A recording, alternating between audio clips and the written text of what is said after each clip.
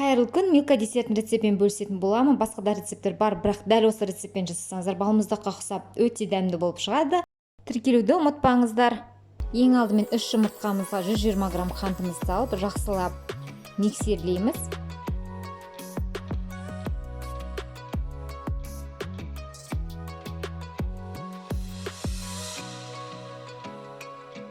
Қырық грамм какаомыздың үстіне сұйық май құямыз. 50 грамм. Жақсылап араластырамыз. Үстіне 90 грамм ыстық су құямыз. Какаомыздағы түйіршіктердің барлығы біркелкі болғанша миксерлейміз. Жаңағы массамыздың үстіне ұнды сала отырып миксерлейміз. Разрыхлитель саламыз 6 грамм. Ванилин салсаңыздар да, салмасаңыздар да болады, өз еркілеріңіз.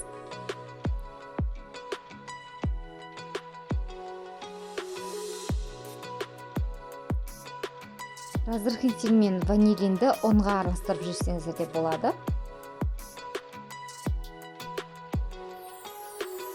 Үстінен суыған массамызды құямыз. Ақырындап, жақсылап араластырамыз.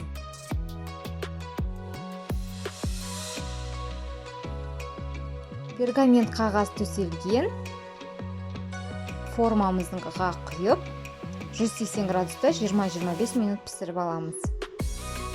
Енді кремімізді дайындаймыз. 600 мл сүтімізге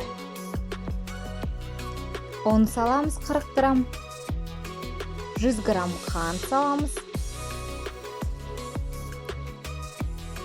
Крахмалымызды саламыз. Жұмыртқаның сарысын салып, жақсылап араластырып, баяу отта венчиктің ізі қалғанша пісіріп аламыз.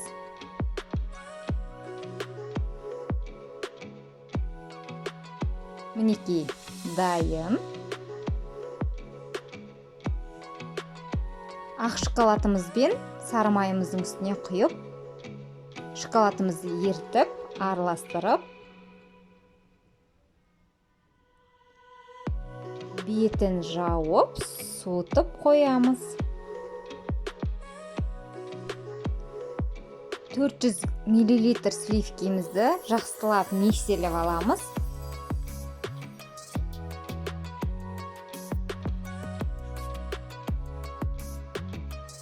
Жаңағы суып тұрған массамызға үстіне салып араластырамыз.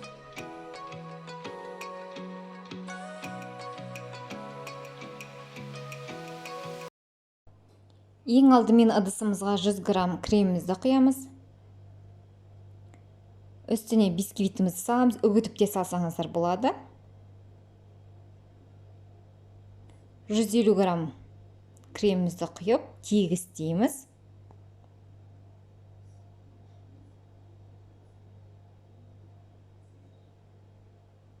Бір тегіс қып жайып, холодильникке 1-2 сағатқа қойып қоямыз. Қатқан креміміздің үстіне суыған ганашымызды құямыз. Трайфлдарыңыздың дәмді болуы шоколадқа да байланысты. Тегістеп 1 сағатқа холодильникке қойып қойыңыздар. Мінекей дайын. Арнамнан басқа да рецепттер көре аласыздар.